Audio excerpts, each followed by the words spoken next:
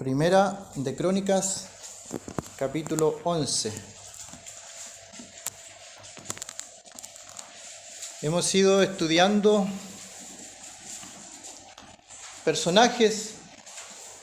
Vimos José de Arimatea, vimos Caleb, y hoy día me gustaría ver un personaje llamado Benaía. Primera de Crónicas, capítulo 11, verso 22. Benaía, hijo de Joiada, hijo de un varón valiente, de Cabseel, de grandes hechos. Él venció a los 2 leones de Moab. También descendió y mató a un león en medio de un foso en tiempo de nieve. Él mismo venció a un egipcio, hombre de 5 codos de estatura, y el egipcio traía una lanza como un rodillo de tejedor, mas él descendió con un báculo y arrebató al egipcio la lanza de la mano y lo mató con su misma lanza. Esto hizo Benaía, hijo de Joiada, y fue nombrado con los 3 valientes. También en Segunda de Samuel, capítulo 23, se relata también de estos varones valientes. Segunda de Samuel 23, verso 20. Después, Benaía, hijo de Joiada, hijo de un varón esforzado, grande en proezas, de Cabseel, mató a 2 leones de Moab, y él mismo descendió y mató un león en medio de un foso cuando estaba nevando. También mató él a un egipcio, hombre de gran estatura, y tenía el egipcio una lanza en su mano, pero descendió contra él con un palo y arrebató al egipcio la lanza de la mano y lo mató con su propia lanza. Esto hizo Benaía, hijo de Joiada, y ganó renombre con los 3 valientes. Fue renombrado entre los 30, pero no igualó a los 3 primeros, y lo puso David como jefe de su guardia personal. Hasta ahí es el mismo personaje en 2 relatos. Y bueno, ¿qué nos interesa a nosotros de las batallas, las luchas, las lanzas, las espadas? Obviamente todo esto tiene aplicaciones espirituales para el día de hoy, para nuestra vida. Aquí Benaía es hijo de un varón valiente y luego tiene un renombre, tiene entre los valientes de David un renombre. Y aquí podemos ver la importancia. Esto no siempre es así, de que padres buenos, padres esforzados, padres valientes, eduquen o críen a hijos que salgan de la misma condición. No siempre es así. En la Escritura vemos cómo hay reyes que fueron muy buenos, que hicieron lo bueno delante de Dios, pero sus hijos fueron malísimos. Aparte de hacer lo malo contra Dios, aumentaron su maldad. O sea, fueron más allá del límite de lo establecido de malos, muy malos, tremendamente malos, habiendo tenido padres buenos. Y al contrario, reyes que fueron malos, pero tuvieron hijos que el Señor ocupó para hacer lo bueno, para obedecer la ley de Dios, para volver el rostro, la mirada al Dios de Israel. Así que no es una regla, es algo que se puede romper. Porque algunas personas en el día de hoy en la sociedad dicen es que tuve padres malos, por eso soy así. Bueno, la Biblia nos muestra que eso se puede romper. Dios puede romper todas estas reglas establecidas por el hombre. Y en el día de hoy, muchas veces por las personas que estudian la mente humana, hablan de esto. No, es que esa persona así porque su abuelo era así, su papá era así, entonces salió así la hija o el hijo. Bueno, es una regla que se puede romper. Pero aquí en este caso, Benaías, hijo de Joiada, era hijo de un varón valiente. Y él entonces siguió el ejemplo de su papá. Siguió el ejemplo de su padre y fue valiente y llegó a estar en este círculo que todo el capítulo 11, verso 10 en adelante, tiene los nombres de estos hombres que eran valientes en el ejército de David. Y el papá de Benaías era un varón valiente. Y el otro pasaje nos da otras virtudes, atributos. Dice que era hijo de un varón esforzado, grande en proezas, de Cabseel. Y aquí obviamente destacar o aplicarlo a nosotros, que si nosotros hacemos las cosas bien delante de Dios, también puede quedar en algún lado escrito en el cielo, porque hay muchos libros escritos allá. Tal vez esté nuestra vida escrita. Tal vez esté nuestra vida escrita. Y por las proezas que podemos hacer para Dios, puede quedar el nombre de nuestro Padre. O que un hijo nuestro haga proezas para Dios y puede quedar nuestro nombre. No por nuestra causa, sino por el nombre de nuestros hijos. Y también aparece la ciudad de Cabseel, una región, una zona. Y pienso yo que Dios nos ha puesto en esta ciudad, en esta zona, que muchas veces ha sido despreciada por el mundo, en otro tiempo era muy estigmatizada por la sociedad, pero Dios nos ha puesto en esta ciudad, en esta zona. Y si nosotros hacemos proezas para Dios, nuestro nombre, el nombre de nuestra familia, va a quedar escrito en los registros celestiales. Hay muchos libros, los libros fueron abiertos. En lo personal pienso que hay un libro de nuestra historia, de nuestra vida. Si nosotros como seres humanos nos da pena, nos da tristeza, nos da ánimo alguna historia de algún hermano o la misma historia nuestra, y la escribimos, la ponemos por escrito, ¿cuánto más en el cielo? La vida de cada uno de nosotros, cada cosa que hemos hecho, cada decisión que hemos tomado. Y la pregunta es si estamos siendo los valientes del Señor. David es figura del rey. Si estamos siendo los valientes del rey, si estamos peleando las batallas del rey, o si nos estamos arrancando, escondiendo, haciéndolos los muertos en batalla, o estamos realmente peleando las batallas del Señor, dando la pelea al enemigo, poniendo el escudo de la fe y poniéndose la coraza de justicia y toda la armadura que aparece allí en Efesios capítulo 6. Porque eso no es automático. La salvación es inmediata. Cree en el Señor Jesucristo y serás salvo, y la persona cree, es salvada. Pero vestido de toda la armadura del Señor, para que podáis resistir en el día malo, es algo que tenemos que hacer. No puede hacerlo alguien más por nosotros. Nosotros tenemos que esforzarnos, nosotros tenemos que ser valientes, nosotros tenemos que dar la pelea. Y dice que este hombre venció a los 2 leones de Moab. Y más adelante dice que venció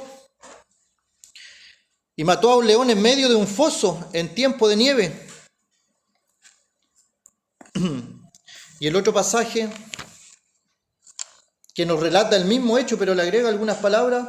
Este mató a 2 leones de Moab, y él mismo descendió y mató a un león en medio de un foso cuando estaba nevando.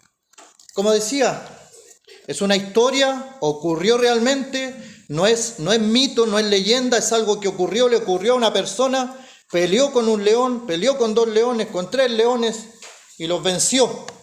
¿Qué me enseña a mí esto? Cada uno puede sacar sus enseñanzas, sus aplicaciones, las que veo yo. Si aquí aparece Moab, entonces tengo que ver al león como figura del enemigo, porque Satanás, el diablo, anda como león rugiente buscando a quien devorar. Por lo tanto, en Apocalipsis, el león de la tribu de Judá es figura de nuestro Señor. El estandarte de Judá también dicen que tenía un león. Pero en el caso de acechanza, de enemigo, de pelea, de conflicto, el león es figura del enemigo, de Satanás, el diablo, que anda alrededor de nosotros buscando a quien devorar. Y al que pille, al que sorprenda, este león buscando a quien devorar, en debilidad, lo va a devorar, lo va a destruir, no va a tener misericordia, no va a tener piedad. Si lo va a poder destrozar, despedazar, lo va a hacer. Por eso es que el creyente tiene obligatoriamente que cada día vestirse con toda la armadura del Señor para que podamos resistir el día malo y que no nos pille desprevenido, que no nos sorprenda desprevenido el enemigo. Y este hombre entonces, Benaía, hijo de Joiada, nos enseña que él venció estos 2 leones de Moab. 2 leones de Moab. ¿Qué nos podría enseñar estos 2 leones de Moab? Obviamente yo lo aplico a la tierra de Moab. El león rugiente, el peligro que está en Moab. ¿Y qué representa Moab? Tenemos el libro de Ruth. Allí aparece Ruth la Moabita. ¿Cómo era la tierra de Moab? Una tierra de oscuridad, una tierra sin esperanza, una tierra donde se mataban niños, una tierra donde había idolatría, una tierra de muerte. Una tierra donde el cristiano se aleja de la tierra de Israel y se va a los campos de Moab porque hay un mejor futuro allá. ¿Y qué es lo que pasa? Muere su esposo, mueren sus hijos y se devuelve, y Noemí dice que la llamen Mara, que no la llamen más Noemí, llámeme Mara, porque el Todopoderoso Dios me ha angustiado. Bueno, hay varios leones que podemos vencer en la tierra de Moab, pero nombremos esos 2. La idolatría y la inmoralidad.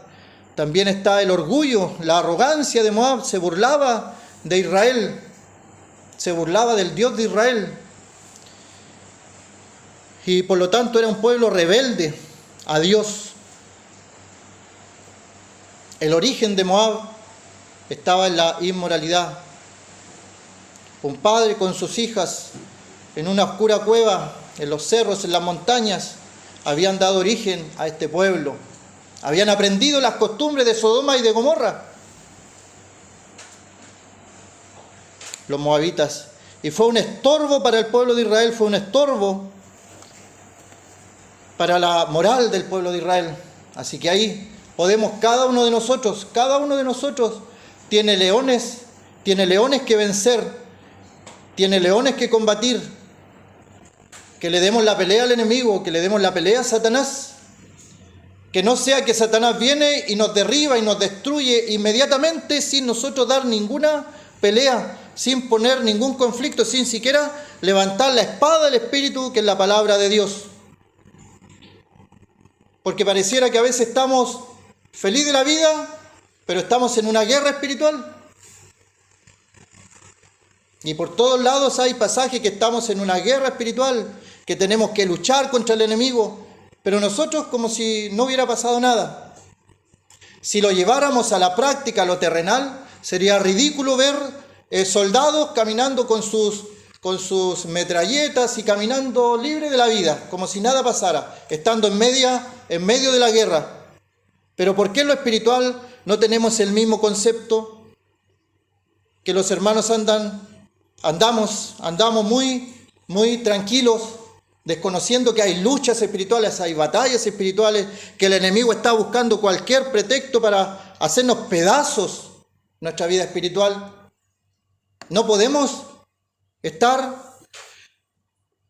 de esa forma, no podemos, porque nos va a ir mal la vida espiritual. un pequeño descuido y lo aprovecha Satanás y derriba, destroza, despedaza y no va a tener misericordia. Y después vienen los lloros, los lamentos. Obviamente Dios restaura, pero se puede evitar todo eso, enfrentando la pelea, enfrentando la batalla. Y cada uno de nosotros tiene conflictos. Cada uno de nosotros tiene estas luchas con los mismos pecados de Moab, la idolatría, la inmoralidad, el orgullo. Peleemos, pongamos frente al enemigo. Y luego dice que este hombre mató a esos leones y mató a un león en medio de un foso en tiempo de nieve. Y en Samuel dice, él mismo descendió y mató a un león en medio de un foso cuando estaba nevando. ¿De qué nos habla el foso? Lamentaciones, Jeremías. Él estaba como en un pozo profundo, cenagoso. Su cuerpo al parecer se hundía en el barro de este pozo. Y él sentía que todos los males le venían a él. No había nadie más en Israel que le vinieran los males que a él le venían. Sentía como que había una persona con arco y con flecha y empezaba a lanzar las flechas y todas las flechas le caían a él. Lamentaciones capítulo 3. Se siente como que un oso anda arañando y le toca a él también todo lo malo. Y a veces estamos así, en un foso profundo, cenagoso. Tiene esto que ver con los momentos que a veces sufrimos de depresión. Lamentablemente a veces se pasa por eso. Y la angustia y el tormento y tantas cosas que este mundo provoca, que nos desanima y nos aprieta el corazón, el alma y todo aquí adentro para que nosotros nos alejemos de Dios. Todo lo contrario, hay que pelear la batalla, hay que enfrentar al enemigo, hay que darle la pelea, no hay que quedarse tranquilo, hay que orar, leer la palabra, porque la palabra de Dios es la espada del Espíritu. Si yo quiero darle un espadazo a Satanás, tengo que leer mi palabra. Si no, no le voy a dar ninguna espada. Si no tengo versículos a la mano para darle con una espada a Satanás para vencerlo. Eso es la espada del Espíritu. Y aquí él baja con un palo. ¿Dónde se menciona esto? Es como una vara y un cayado. Salmo 23. Tu vara y tu cayado me infundirán. ¿Qué nos infunde la vara y el cayado? ¿Temor? Aliento. Si yo voy con esa vara, si yo voy con ese cayado, me va a infundir aliento. En el momento más depresivo, en el momento que yo estoy en ese pozo, que veo incluso sombras a mi alrededor y toda esa oscuridad, el Señor está ahí, me infunde aliento y con esa vara puedo vencer. Vence al león en medio de un foso en tiempo de nieve. Bueno, me adelanté a la vara, está más adelante. El león vencido en el foso, las depresiones, los bajones que le decimos, que no hay ánimo de nada, que no tengo ánimo de esto otro. Preferiría quedarme acostado y no estar en reunión. Es el enemigo, el león del desánimo, el león que trata de hundirnos más en lo profundo de un pozo. En tiempo de nieve, el frío. A veces hablamos que uno anda frío espiritualmente. Es solamente lejanía de Dios. Y ahora viene lo del palo. Dice, este mismo Benaía venció a un egipcio de 5 codos de estatura, aproximadamente 2 metros y medio, y el egipcio traía una lanza como un rodillo de tejedor, mas él descendió con un báculo, ahí está, y arrebató al egipcio la lanza de la mano y lo mató con su misma lanza. Y en Samuel nos dice: también mató él a un egipcio, hombre de gran estatura, y tenía el egipcio una lanza en su mano, pero descendió contra él con un palo y arrebató al egipcio la lanza de la mano y lo mató con su propia lanza. Ahí está el palo. Me había equivocado, me había adelantado, pero la idea es válida. Tu vara y tu cayado me infundirán aliento. Si yo peleo con el egipcio, obviamente el egipcio habla del mundo, habla de la esclavitud. En Egipto fue esclavo el pueblo de Israel. En Egipto hubo esclavitud, hubo opresión. ¿Pero quién los liberó? Los liberó el Señor, con mano fuerte, con brazo poderoso, y los llevó a la tierra prometida, donde fluía leche y miel. ¿Estamos encadenados a algún vicio, algún pecado, regalón, que no lo hemos dejado, que ahí está, que vuelve de vez en cuando? Esclavitud. Dios puede romper eso. Dios puede vencer al egipcio. A veces nosotros lo vemos alto, como verso 23, el mismo venció a un egipcio, hombre de 5 codos de estatura. El egipcio traía una lanza. Lo vemos alto, bien armado, y tenemos miedo, tenemos pánico del egipcio. Obviamente la figura es clara, el egipcio es el mundo, las cosas del mundo. A veces nos atemoriza lo gigante que es Egipto, lo gigante que es el mundo. Pareciera que toda la sociedad está bajo su dominio. Pero tenemos el ejemplo de David venciendo a Goliat. David venció al gigante, dejó ejemplo que se podía. Antes de David, leemos en algún pasaje que se haya vencido a un gigante. No. Pero David, cuando da el ejemplo, cuando él presenta pelea frente a un gigante, porque él confía más en Jehová que en las armas, incluso no quiere usar la armadura de Saúl, prefiere usar lo cotidiano para él, que es una honda y unas piedras, porque él así había derrotado al león, así había derrotado al oso, y así había cuidado a las ovejas de su padre. Va con lo cotidiano que él ocupa. No trata de ponerse la armadura de otro. Y no debemos hacerlo. Hay un nadador olímpico, ha ganado ya varias veces las Olimpiadas de natación, y siempre hay alguien que va en segundo lugar. Le sacaron unas fotografías,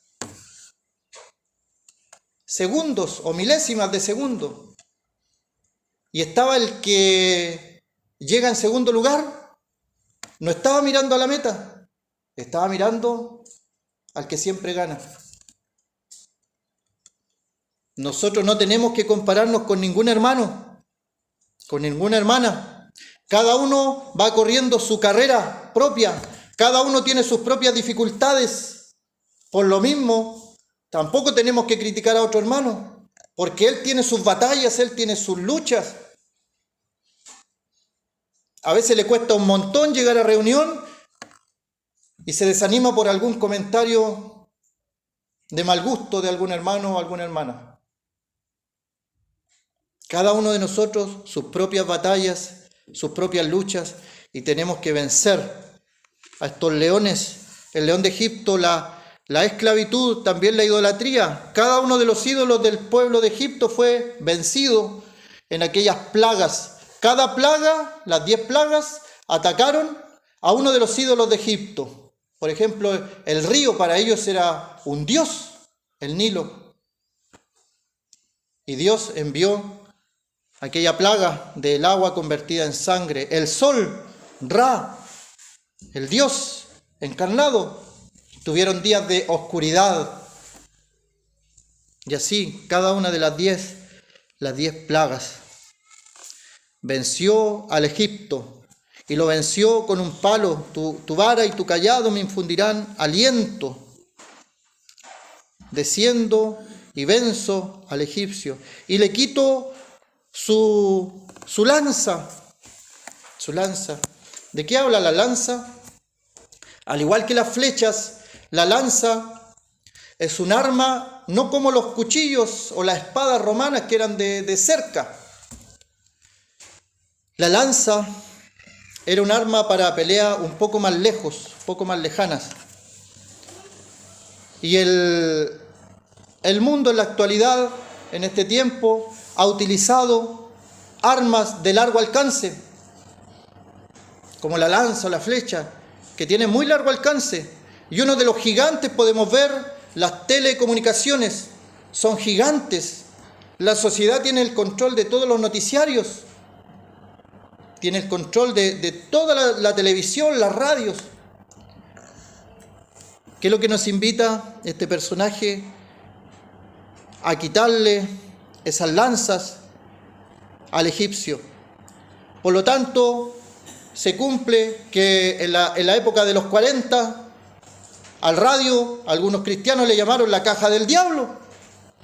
En otro tiempo la televisión también fue, o la tecnología en la actualidad. Pero el aparato en sí no es malo.